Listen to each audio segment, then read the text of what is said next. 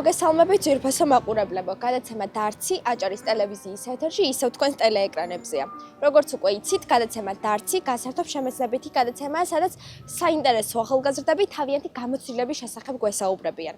ჩვენი დღევანდელი გადაცემის სტუმარია ძალიან ახალგაზრდა პიანისტი ნუცა ხოზრევანიძე. წამომყევით გავიცნოთ ნუცა და გავიგოთ ნუცას შესახებ. გამომყევით.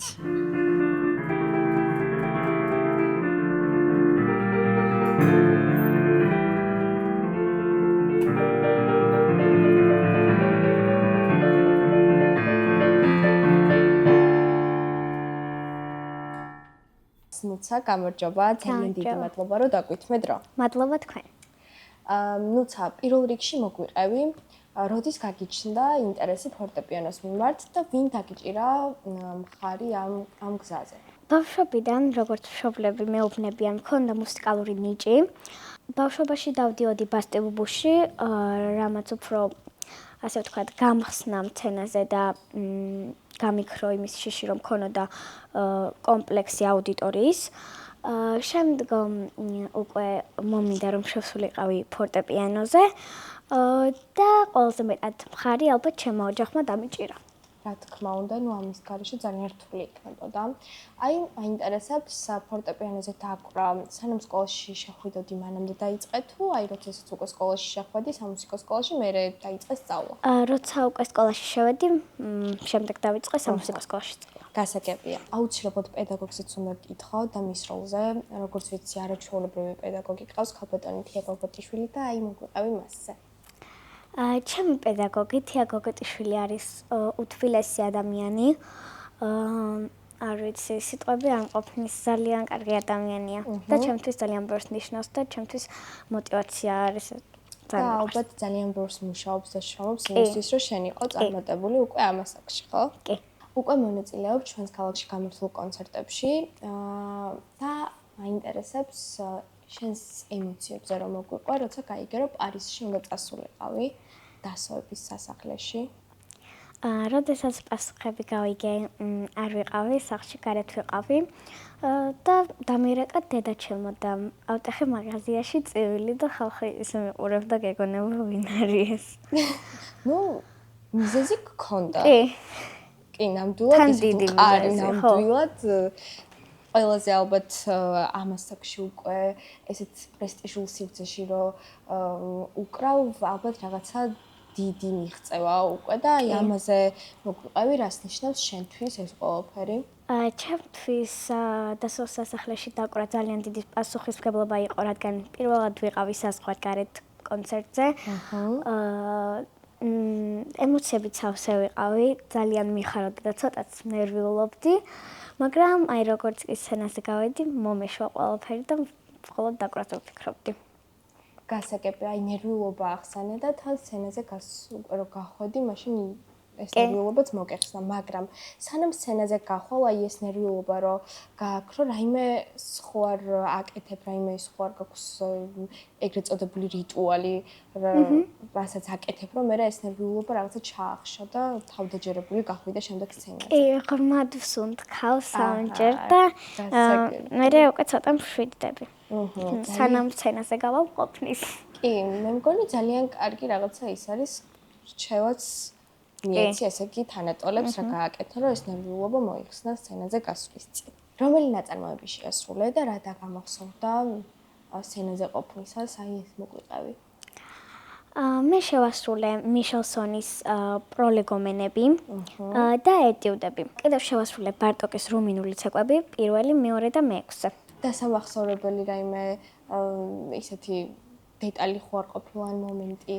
ეგეც გითხარი? კი, აი როცა უკვე დავასრულე ყველაფერი, აი ისეთი გახარებული ვიყავი, ჩემი დაკვით თან მომეწონა და ძალიან გახარებული ვიყავი. მე დღეს აქედან არ წავალ, რომ არ მოვისმინო შენი შესრულება ფორტეპიანოზე, ამიტომ როდესაც ჩვენს დიალოგს მოვრჩებით, შემდეგ აუცილებლად უნდა შეგვისრულო ერთი ნაწარმოები შენი საყვარელი კომპოზიტორის და აქვე მაინტერესებს შენი საყვარელი კომპოზიტორები, ვითხარი? ჩემი საყვარელი კომპოზიტორია შოპენი, ბახი და ბეთჰოვენი. ამასთან ერთად ძალიან მიყვარს მიშელსონიც და შეგისრულებთ მიშელსონის ჩემს ერთ-ერთ საყვარელ როლე გომეს. მაინტერესებს რას ნიშნავს შენთვის იყო ქალბატონი ელისა ბოლქვაძის პატრონაჟის ქვეშ, ეს უფრო დიდი პასუხისმგებლობაა თუ мотиваცია შენთვის? ორივე, რადგან ძალიან მიხარია რომ ქალბატონი ელისო ასეთ შესაძლებლობებს გვაძლევს, ჩემთვის ძალიან დიდი мотиваცია არის და მინდა აქვე ძალიან დიდი მადლობა გადავუხადო მას ასეთი შესაძლებლობებისთვის. ძალიან დიდი მადლობა ნუცა შენ. ახლა მაინტერესებს დღეში რამდენ საათს უთმობ ვარჯიშს და აი შენ ჩვეულებრივი ერთი დღის შესახებ მოგვიყევი. დღეში მეცადინეობ 3-4 საათი, შეიძლება ზოგჯერ 5 საათიც. ჩემი ერთი ჩვეულებრივი დღე გამოიყურება ასე. დილით მივდივარ მუსიკალურში, შემდეგ მივდივარ სკოლაში, მერე სკოლიდან ზოგჯერ მივდივარ მუსიკალურში ისევ და როცა მოვდივარ სახლში, როდესაც დავალებებს ვასრულებ, შემდეგ ისევ ფორტეპიანოს მეცადინეობ. ანუ ესე გამოდის, რომ თავისუფალი დრო თითქმის დღის განმავლობაში არ გაქვს. კი. გასაგებია. სკოლას და უფრო სხვა ინტერესებს შენს ცოტა მოგვიანებით შევეხები, თუმცა მაინტერესებს ახლა რა გინდა რომ ადამიანებმა იგრძნონ, როცა შენს შესრულებას უსმენენ. ყოველ ჩემს გამოსვლაზე განსაკუთრებით ვცდილობ რომ მაყურებელმა მიიღოს სიამოვნება ჩემი დაკვირით, რაც ძალიან მახარებს, როცა სხვას ვანიჭებთ სიამოვნებას ჩემი დაკვირით. კი, ვფიქრობ, რომ ყველა აბსოლუტურად ძალიან დიდ სიამოვნებას იღებს, როცა შენს შესრულებას უსმენს და ეხლა მეც მერგება ეს დიდი სიამოვნება. მადლობა. მაინტერესებს რომ არა პიანისტი ამ ასაკში, აი რას გააკეთებდი? არაფერს. არაფერს. კი. მაგრამ სცენაზე მაინც იქნებოდი. კი, თუ პიანისტობა არა, სცენასთან დაკავშირებული, მუსიკასთან დაკავშირებული აუცილებლად. აუცილებლად, აჰა, გასაგებია. ახლა მაინტერესებს არის თუ არა ისეთი სცენა, ქვეყანა, სადაც ისურვებდი დაკვრას. შენი მიზანი, სურვილი, ოცნება. თუ ჩემს ოცნებებს გავყვებით, ძალიან მინდა დავუკრა ამერიკაში, ნიუ-იორკში, დიდ სცენებზე, თუნდაც ლოს-ანჯელესში. როგორც უკვე ვთქვი, მოგვიანებით შევეხებით სკოლას თქო და აი ახლა მაინტერესებს, ვითხარი როგორ უთავსებ სკოლას და მუსიკას, როგორ აბალანსებ ამას, ძალიან დიდი დრო სჭირდება სკოლასაც, მეცადინეობასაც და აქეთ მუსიკას და ამ მეცადინეობასთან. აი, მოგვიყევი. რადგან მუსიკაზე ყოველდღიური გრაფიკი მაქვს, ზოგჯერ არის მომენტები, როდესაც სკოლას გაცდენა მიწევს, მაგრამ სკოლა მიწყობს ამაში ხელს. აი სკოლაში შენი საყვარელი საგანი რომელია, ეგ მითხარი? ჩემი საყვარელი საგანი არის ქართული მათემატიკა და მუსიკა. მუსიკა აქაც, ესე იგი ყველგან ეხება მუსიკას რაღაც. აი მუსიკის გარდა რა გიყვარს ყველაზე მეტად? რა არის შენი ჰობი თავისუფალ დროს რას აკეთებ? მეგობრებთან ერთად ერთობი, თამაშობ, თუ რას აკეთებ გითხარი? თავისუფალი დრო როცა მაქვს, ძალიან მიყვარს ჩემს მეგობრებთან ერთად გარეთ გასვლა. ამიტომ, როდესაც მაქვს თავისუფალი დრო, ვცდილობ რომ მაქსიმალურად შევხვდე ჩემს მეგობრებს. გასაგებია და აი დაკვრის გარდა რაიმე ჰობი ხო არ გაქვს? ანუ ხან ხატვა კი, მიყვარს სხვათაშორის აი ჩემი ხელით გაკეთებული რაღაცეები. მაგალითად, როგორიცაა ლეგოებს ვაწყობ, ნახატებს ვაკეთებ ძაფით. ხელოვანი არის თავიდან ბოლომდე მოკლედ, თუმცა, ხო? გასაგებია. თუ გაქვს საყვარელი წიგნი, ფილმი ან სერიალი, რომელსაც დიდი სიამოვნებით უყურებ ხოლმე ნებისმიერ დროს? ჩემი საყვარელი ანიმაცია ფილმი მაქვს, რომელსაც ჰქვია კოროლაინი. ვიცი, კი, წიგნი სხვათაშორის არის კოროლაინის, ძალიან საინტერესო. მაქვს წიგნიც წაკითხული. ძალიან საინტერესო ანიმაცია არის და აი თითქმის სულ მინდა რომ ვუყურო და როცა მაქვს თავისუფალი დრო, ვუყურებ. გასაგებია. ახლა მაინტერესებს მოგწონს თუ არა მოგზაურობა და აი პარიზის გარდა სად გინდა რომ იმოგზაურო? ძალიან მინდა კიდევ სხვა ქვეყნებში ვიმოგზაურო, მაგრამ ალბათ ჩემს ერთ-ერთ შემდგომ ქვეყანად დავასახელებდი ალბათ იტალიას. იტალიას, აი მეც ძალიან დიდი სურვილი მაქვს რომ იტალიაში ვიმოგზაურო, აქაც ვამთხოვით ერთმანეთს მოკლედ. თუ საიდუმლო არ არის, ნუცა შენი შემდეგი დიდი მიზანი რა არის?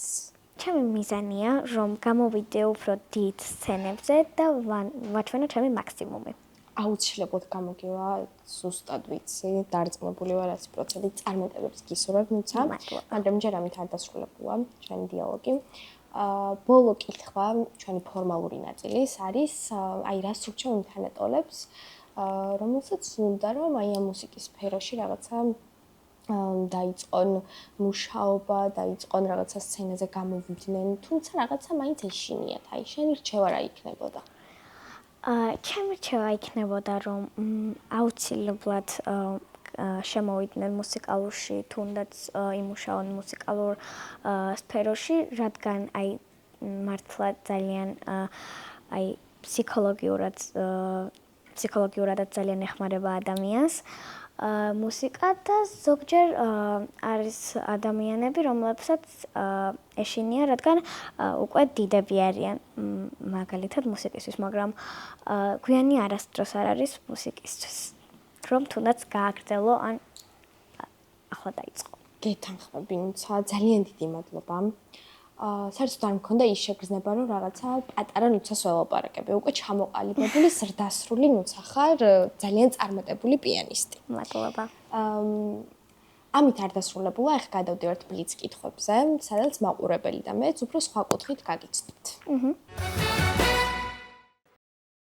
საყვარელი ფილმი. ჩემი საყვარელი ფილმი, როგორც ვახსენე, არის კოროლაინი, მაგრამ კიდევ ერთ-ერთი ჩემი საყვარელი ფილმი არის ალბათ დავასახელებდი Squid Games. სამივე სეზონი ძალიან საინტერესოა. გასაგებია. და კიდევ დავასახელებ Stranger Things. ოჩახ, კარგი მომნება კარგი. საყვარელი კერძი. ჩემი საყვარელი კერძი ალბათ ვიტყვი სუშის. მე ძალიან მიყვარს სუში. საყვარელი სიმღერა. საყვარელი სიმღერა, ჩემი საყვარელი მომღერალი არის ოლივია როდრიგო და მისი ყველა სიმღერა ჩემი საყვარელია. გასაგებია. აი, შენი აზრით, რომელია ის სიტყვა, რომელიც ყველაზე კარგად გახასიათებს? ჩემი აზრით, მე ყველაზე კარგად მახასიათებს სიტყვა პოზიტიური. ნამდვილად. ზებუნებრივი უნარებიდან რომლის ქონას ისურვებთ? აი, მაგალითად, სხვისი აზრების კითხვას, ფრენას, არ ვიცი, უცებ ტელეპორტაციას თუ რომელს? ალბათ ვისურვებდი სხვისი აზრების კითხვას. კი, ნამდვილად საინტერესოა. აი, ვინმე ვინ ჩემთვის ძალიან საყვარელია, გამოჩენილი, მაგრამ უკვე აღარ არის ცოცხალი, თუნდაც წინა საუკუნიდან, ვისთან ისურვებდი შეხვედრას? მე ძალიან ვისურვებდი, რომ შევხვდე კომპოზიტორებს, გამოვარჩევდი ბეთჰოვენს ან შოპენს და მივიღებდი მათ რჩევებს ფორტეპიანოსთან დაკავშირებით. გასაგებია, აქაც რა თქმა უნდა ამ სფეროს არ ავწდით. მოკლედ რაღაცა სხვა კუთხით თქო, მაგრამ ყველა კუთხით მაინც ამას უკავშირდები, ნუცა. და ბოლო კითხვა მაინტერესებს, აი ღმერთთან შეხვედრის საშუალება რომ მქონდეს, პირველი რას ეტყოდი ან რას კითხავდი? ღმერთთან შეხვედრის საშუალება რომ მქონდეს, ვკითხავდი მომავალზე. და ვთხოვდი, რომ კიდევ ბევრი წარმატება მომიტანოს ფორტეპიანოში. შესაძლებლობა და მე შესაძლებლობა ბოლომდე გამოიყენო, ხო? ძალიან კარგი გოგო ხარ, საოცარი მართლა. მადლობა. ძალიან ბევრ წარმატებას გისურვებ. და ახლა მე აქ დედას ვხედავ და ქალბატონ მარის ვთხოვ მომბრძანდეს. ქალბატონო მარი, არ შემიძლია არ აღნიშნო, რომ მართლა ძალიან ბედნიერი დედა ხართ, იმიტომ რომ გამოოცა ნუცას ჩამოყალიბებულმა აზროვნებამ, ამ უნარებმა და აი მაინტერესებს რა თქმა უნდა მშობლების დიდი დამსახურებაა და დიდი როლი და მაინტერესებს როგორი შვილია ნუცა. დიდი მადლობა პირველ რიგში. ცოტა მეუხერხულება შვილის დადებით რაღაც ის მხარეებზე საუბარი, თუმცა უნდა აღვნიშნო, რომ ძალიან მიზანდასახულია, მჭიერია და რა ვიცი, შრომის მოყვარეობა ალბათ არის მისი ძლიერი მხარე, იმიტომ რომ შრომის მოყვარეობის გარეშე, შრომის გარეშე, დისციპლინის გარეშე ამ შედეგების მიღწევა არ არის მარტივი. ნამდვილად. თუმცა ვეხმარებით იმაში, რომ მაინც ასაკით პატარაა, ჯერ ბავშვური გატაცებებიც აქვს და ის რომ არ გამოაგლდეს ამ ბავშვურ რაღაც აქტივობებსაც და პლუს აქეთ მუსიკალური მხარე, სკოლა შეათავსოს ერთმანეთთან, ამაში მგონი ვეხმარებით.